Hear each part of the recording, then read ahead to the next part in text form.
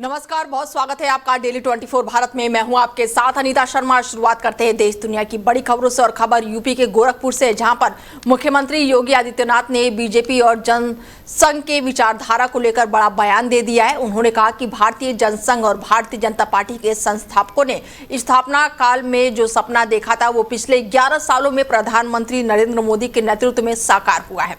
मुख्यमंत्री ने कहा कि केंद्र सरकार के नेतृत्व में देश ने विकास, सुशासन और जनकल्याण के क्षेत्रों में नई ऊंचाइयों को छुआ है। उन्होंने प्रधानमंत्री के नेतृत्व को देश के लिए परिवर्तनकारी बताते हुए कहा कि आज भारत वैश्विक स्तर पर मजबूत पहचान बना रहा है। योगी आदित्यनाथ ने कहा कि पार्टी के संस्थापकों की राष्ट्रीय हित और जनसेवा की सोच को वर्तमान सरकार लगातार आगे बढ़ा रही है, जिसका लाभ देश की जनता को मिल रहा है। पंडित दीनदयाल उपाध्याय कालांतर में भारतीय जनसंघ के अध्यक्ष बने, लेकिन उनके साथ भी वही विश्वासघात हुआ। उस समय उनकी भी मृत्यु। एक लगातार कार्य करते हुए देश के अंदर राजनीतिक स्थिरता विकास के लिए उतनी ही महत्वपूर्ण है। पंडित दीनदयाल उपाध्याय जी इस बात को जानते थे और पहली बार 1967 में एक गैर कांग्रेसी सरकार के गठन का भी श्रेय पंडित दीनदयाल उपाध्याय जी को जाता है। भारतीय जनसंघ अटल बिहारी वाजपेयी जी और आडवाणी जी के युग में जब प्रवेश करती है, देश के लोकतंत्र पर जब कांग्रेस की काली साया छाने लग गई थी, उन्होंने लोकतंत्र का गला घोटने का प्रयास किया था। उसके खिलाफ उस समय कोई एक दल था जिसने कहा था कि देखिए, देश का हित सर्वोपरि, दल का उसके बाद वो भारतीय जनसंघ है। और अटल जी और आडवाणी जी के नेतृत्व में उस समय भारतीय जनसंघ के संस्थापकों, उस भारतीय जनसंघ के नेताओं ने भारतीय जनसंघ का विलय जनता पार्टी में करवा करके लोकतंत्र को बचाने की उस लड़ाई को आगे बढ़ाया था।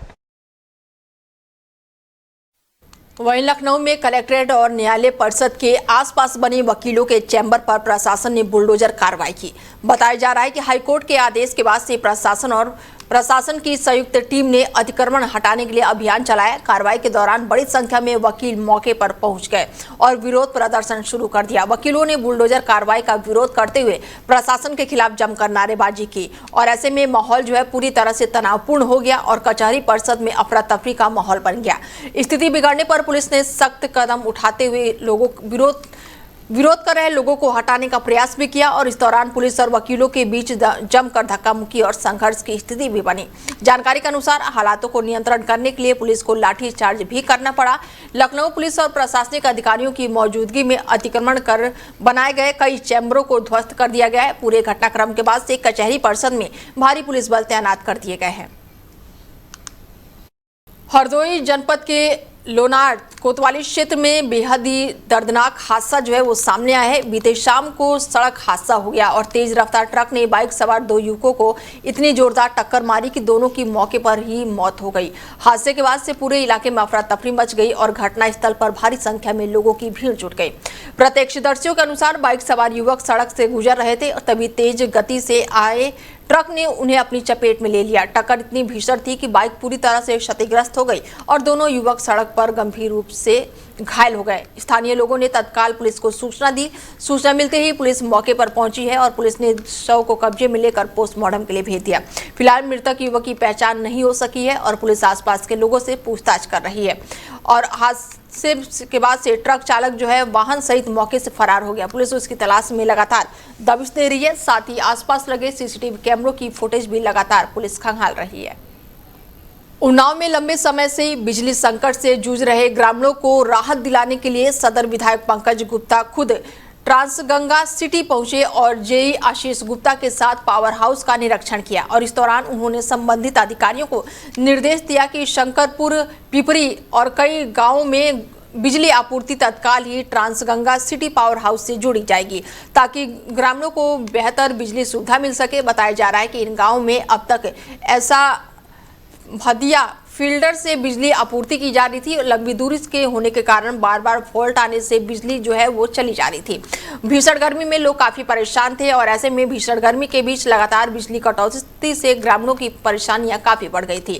ग्रामीणों द्वारा शिकायत करने के बाद से पंकज गुप्ता ने तुरंत ही मामले का संज्ञान लिया, खुद मौके पर पहुंचे और अधिकारियों से बातचीत की। उन्होंने संबंधित अधिकारियों को निर्देश दिया कि ग्रामीण क्षेत्रों की बिजली व्यवस्था में किसी भी प्रकार की लापरवाही नहीं बरती जाएगी और जल्द से जल्द सुचारू आपूर्ति सुनिश्चित की जाएगी। और इस दौरान पंकज गुप्ता ने बताया कि उन्होंने अपनी निधि से 5 करोड़ रुपए बिजली विभाग को आवंटित किए हैं ताकि गांव, गली, मोहल्ले और घरों तक बेहतर बिजली व्यवस्था पहुंचाई जा सके।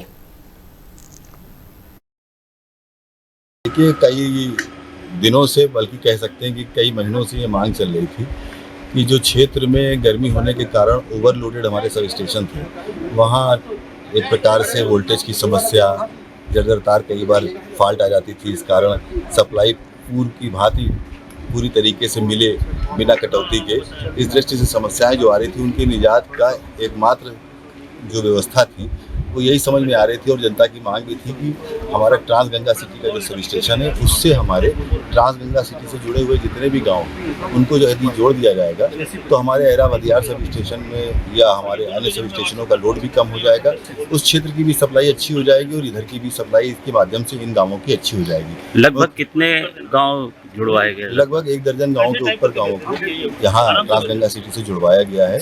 और आज मैं अपने क्षेत्रवासियों को, सभी जितने लोगों ने मांग रखी उनको भी, जिनके सहयोग के कारण आज ये संभव हो पाया कि ट्रांसगंगा सिटी क्षेत्र हमारा अपने ट्रांसगंगा सिटी से जोड़ा गया सब स्टेशन से, जिसके कारण आपूर्ति या विद्युत व्यवस्था सुदृढ़ और अच्छी हो जाएगी। यह हम लोगों ने बहुत पहले सुनिश्चित कर दिया था। जब विद्युत चौपाल लगाई थी उसी समय हमारी एसी महोदय से और हमारे एक्शन साहब से बात भी हुई थी कि इसको ट्रांसगंगा सिटी से जोड़ दिया जाए ताकि हमारे जो ओवरलोडेड सब स्टेशन है उनका लोड भी कम हो जाए और यहाँ की सप्लाई के कारण वोल्टेज पर्याप्त मात्रा में लोगों को मिल सके। तो आज मैं धन्यवाद देना चाहता हूँ प्रशासनिक अधिकारियों का भी और साथ साथ क्षेत्र की जनता का भी, जिनके द्वारा यह मांग उठाई गई और जिनके कारण यह कार्य संभव हो। कौसाम्बी क्षेत्र के मौली गांव में सरकारी तालाब की भूमि पर अवैध कब्जे का मामला सामने आया है। आरोप है कि संख्या 370 के पास 2400 हेक्टेयर सरकारी तालाब की जमीन पर लगातार कब्जा किया जा रहा था। स्थानीय लोगों का आरोप है कि अमर सिंह और राजू नाम के लोगों द्वारा बेशकीमती सरकारी जमीन पर अवैध निर्माण और कब्जा किया जा रहा था। बताया जा रहा है कि एसडीएम द्वारा कब्जा रोकने के निर्देश दिए जाने के बावजूद भी निर्माण कार्य जारी रहा। ग्रामीणों ने आरोप लगाया कि संबंधित हल्का इंचार्ज द्वारा आरोपियों को संरक्षण दिया जा रहा है, जिसके चलते कार्रवाई नहीं हो पा रही है। वहीं शिकायत करने वाले पक्ष का आरोप है कि स्थानीय पुलिस ने उल्टा शिकायतकर्ता पर ही मामला कार्रवाई कर दी है और मामले को लेकर क्षेत्र में नाराजगी का माहौल बना हुआ है। ऐसे में पुलिस और राजस्व विभाग की भूमिका को लेकर भी कई तरह के सवाल उठ रहे हैं।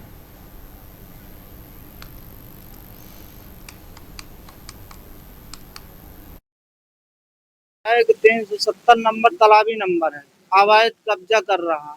उसके बाद अमर सिंह, उसके बाद हमने ऑब्जेक्शन लिया तो उसके बाद में उन्हें मारने का धमकी दे रहा।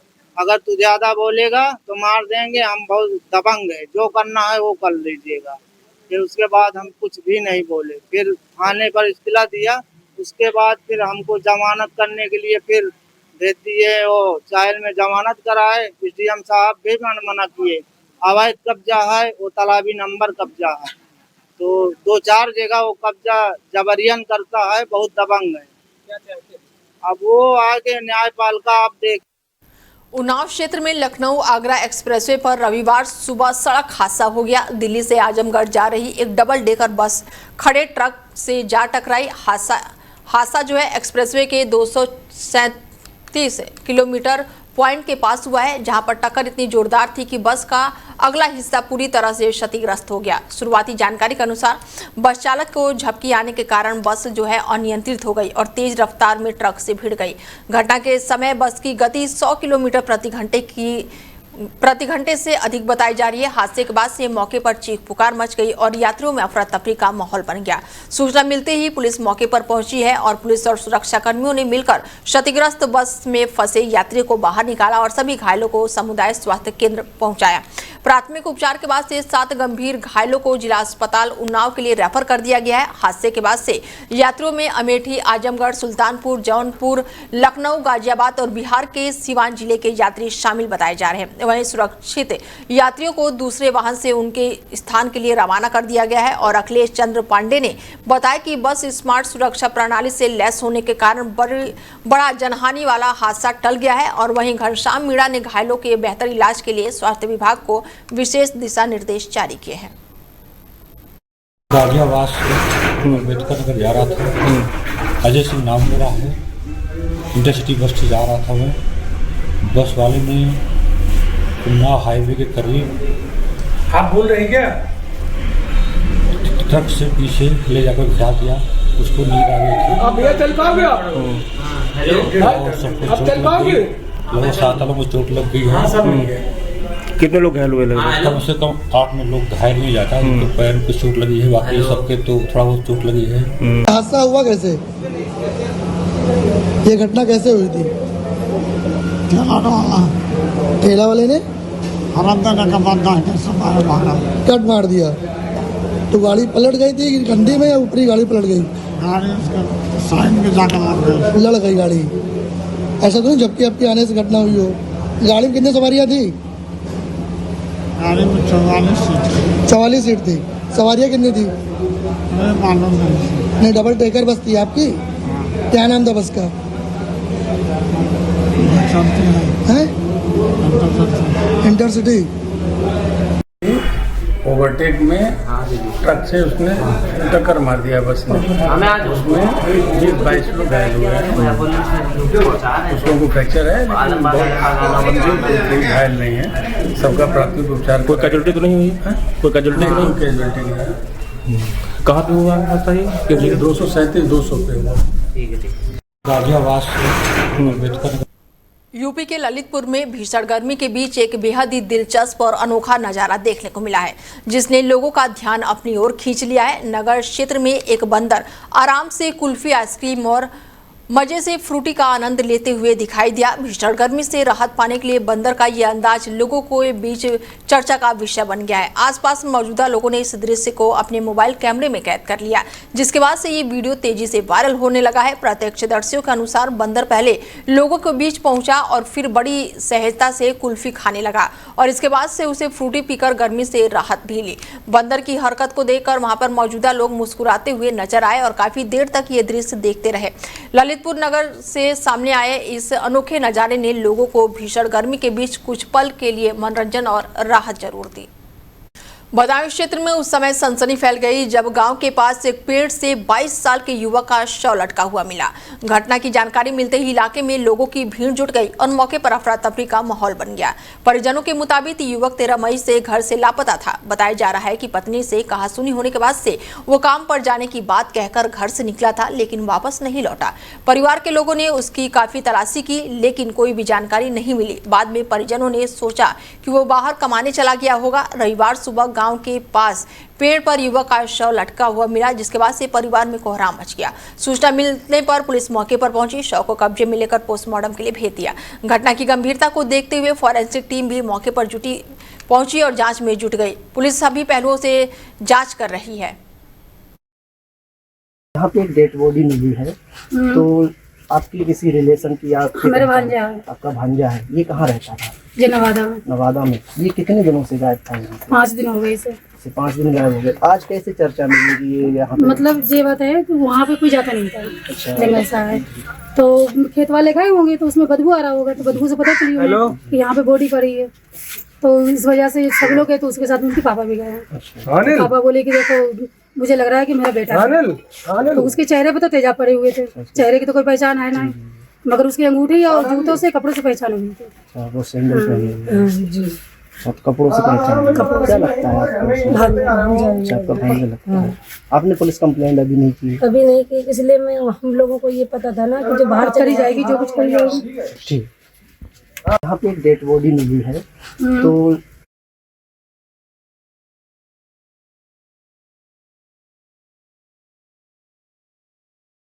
के बदायूं से है, जहां पर पेड़ से युवक का लटका हुआ शव मिला है। कई दिनों से युवक घर से लापता बताया जा रहा था, जिसके बाद से परिवार ने काफ़ी तलाशी की। हालांकि परिवार ने तलाशी के बाद युवक का शव जो है पेड़ से लटका हुआ मिला है। कई दिनों से युवक घर से लापता था, जिसके बाद से पुलिस जो है वो मौके पर पहुंची हुई है और शव को पेड़ से उतार के पोस्टमार्टम के लिए भेज दिया है। फिलहाल पुलिस सभी एंगल से जांच कर रही है। कई दिनों से युवक जो था वो घर से लापता बताया जा रहा था, जिसके बाद से पुलिस अब पूरे मामले की जांच में जुटी हुई है। खबर यूपी के बदायूं से है।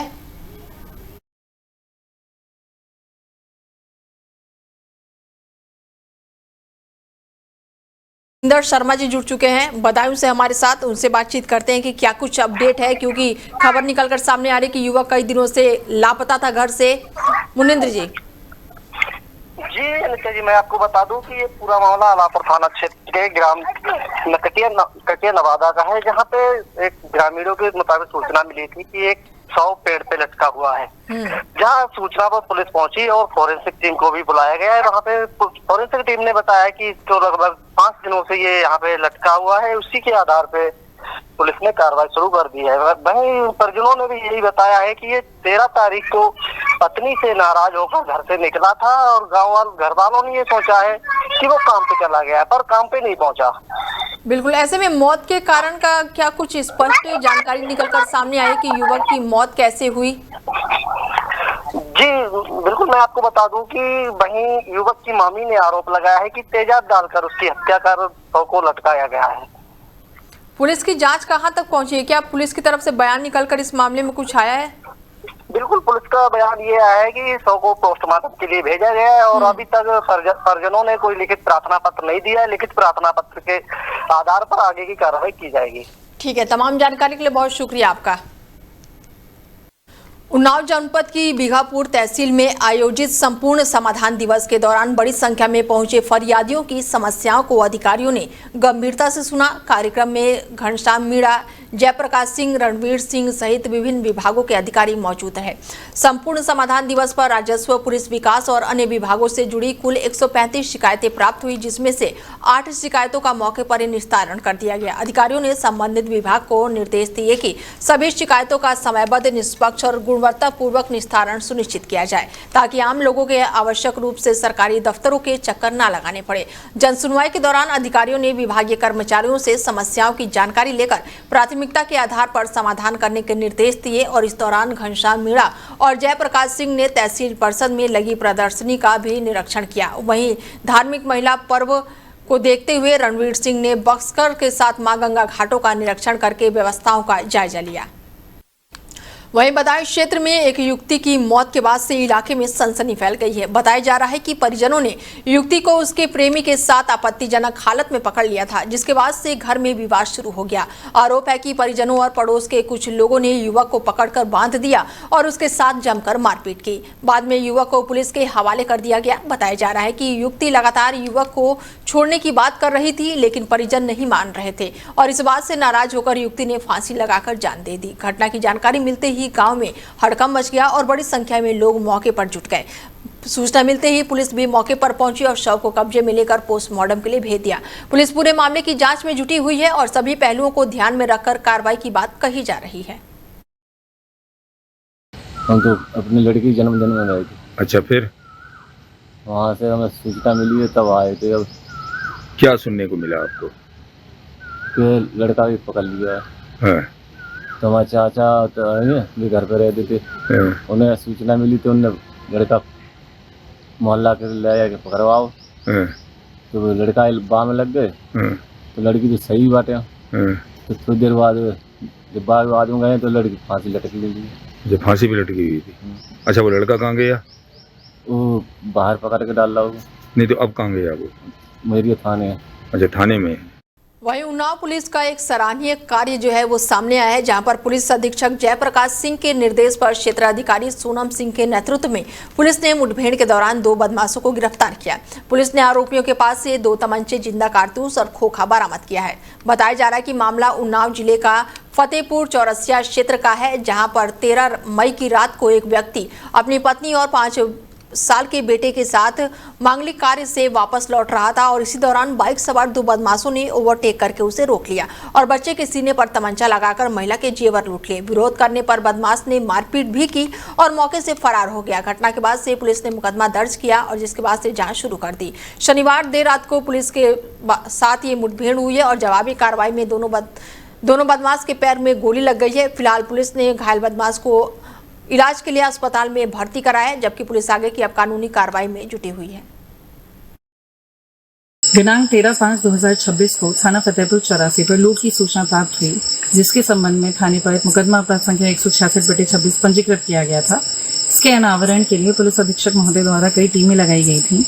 आज दिनांक 16/5/2026 को थाने पर सूचना प्राप्त हुई कि मिट्ठू खेड़ा क्रॉसिंग पर कुछ संदिग्ध व्यक्ति घटना करने की फिराक में लगे हुए हैं।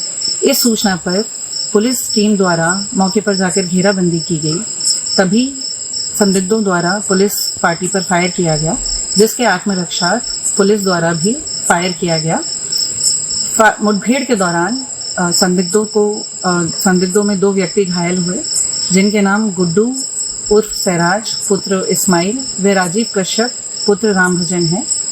दोनों घायलों को उपचार हेतु CHC फतेहपुर चौरासी ले जाया गया है।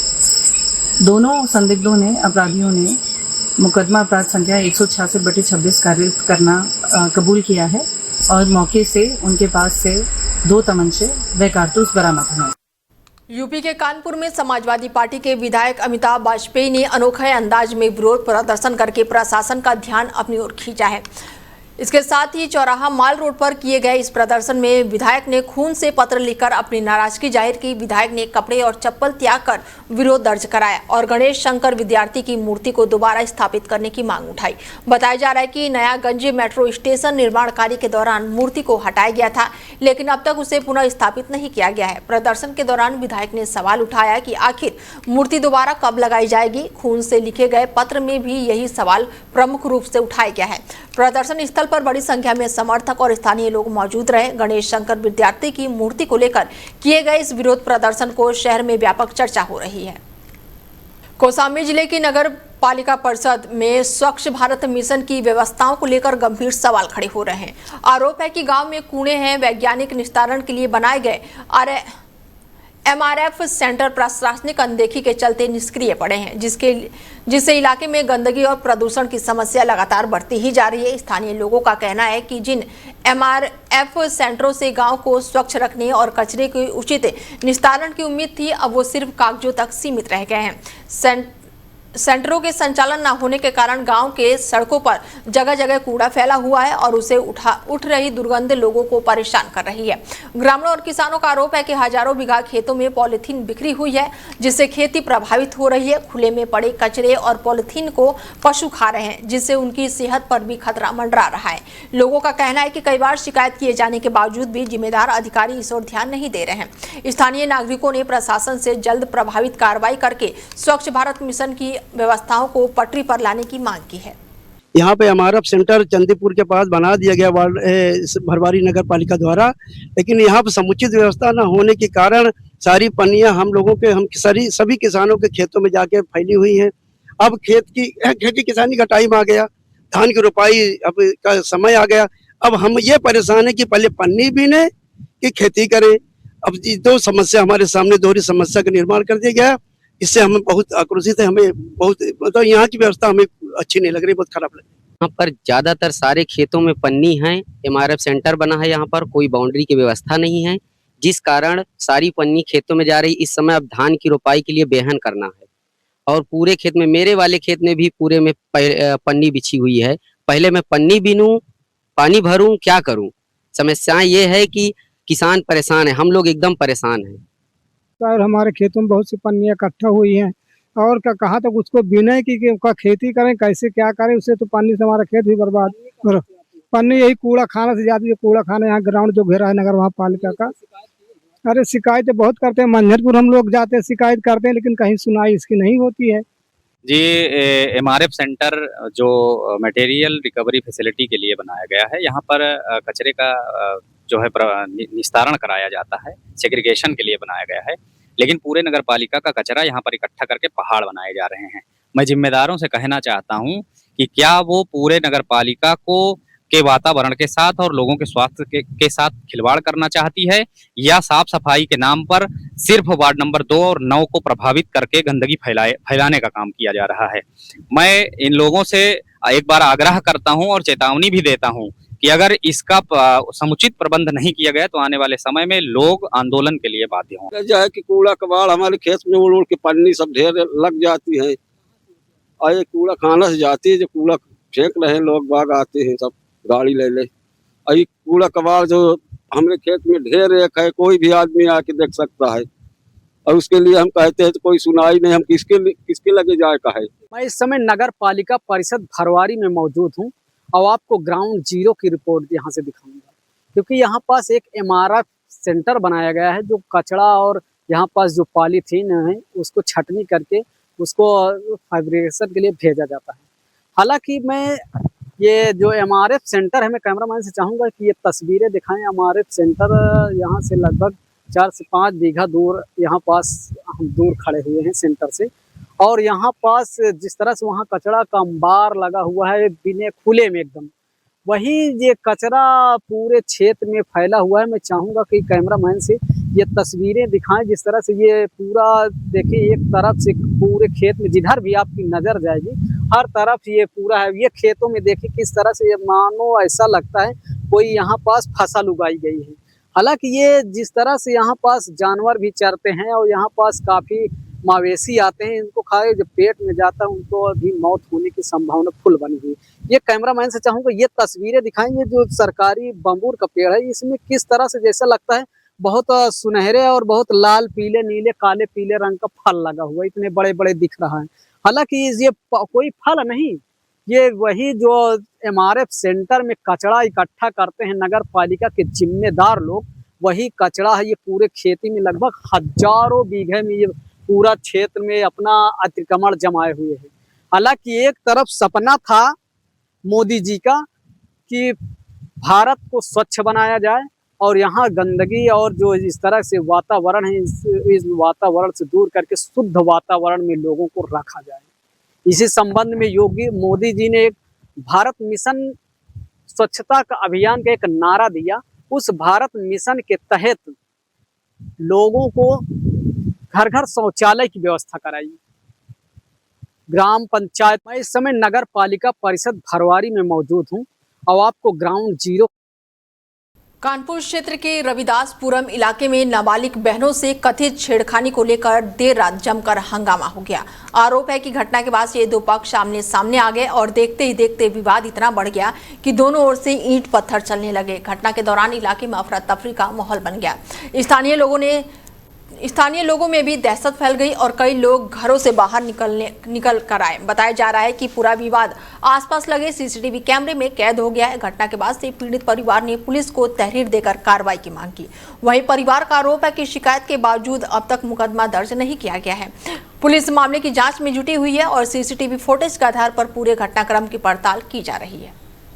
बलिया जनपद की बांसडीह विधानसभा से एक बड़ा ही राजनीतिक बयान निकलकर सामने आया है, जिससे क्षेत्र की सियासत में हलचल तेज हो गई है। बीजेपी नेता शंभू शरण ने लोकसभा क्षेत्र में 71वें सक्रिय समाज सेवी योगेश्वर सिंह को लेकर बड़ा दावा कर दिया है। उन्होंने कहा कि योगेश्वर सिंह बिना किसी सरकारी या राजनीतिक पद पर रहते हुए भी अपनी निजी संसाधनों से लगातार जनता की सेवा कर रहे हैं और यही वजह है कि उनकी लोकप्रियता लगातार बढ़ रही है और लोग उन्हें पसंद कर रहे हैं। शंभू शरण ने बांसडीह विधानसभा की राजनीति की तुलना तमिलनाडु की राजनीति से करते हुए कहा कि जिस तरह वहां पर जनता ने पुराने चेहरे पर नकार दिया है और बदलाव चुना है, उसी तरह अब बांसडीह की जनता भी परिवर्तन चाहती है। उन्होंने दावा किया कि क्षेत्र की जनता अब योगेश्वर सिंह को अपना सच्चा नेता मान रही है और उनके समर्थन में खुलकर सामने आ रही है। साथ ही उन्होंने कहा कि राजनीति में वही व्यक्ति आगे बढ़ता है जिसकी सोच साफ और जनता के प्रति सकारात्मक होती है।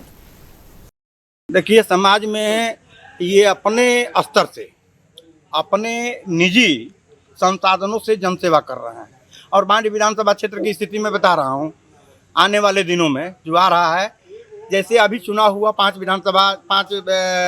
प्रदेशों में विधानसभा के चुनाव हुए और तमिलनाडु में जनता ने अन्ना द्रविड़ मुनेत्र कड़गम और द्रविड़ मुनेत्र कड़गम यानी डीएमके और एडीएमके दोनों को धूल चटाया और थलपति विजय कुमार को जिताया।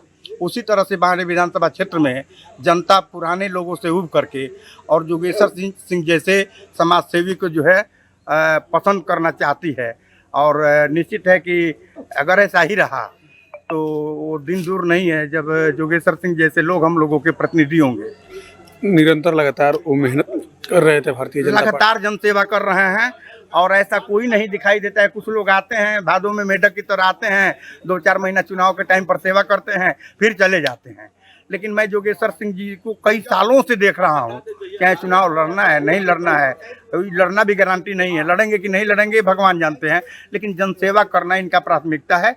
जनसेवा को जो है अपना ये कर्म समझते हैं और ऐसे कर्मयोगी जनसेवक को जनता चुनना पसंद करेगी।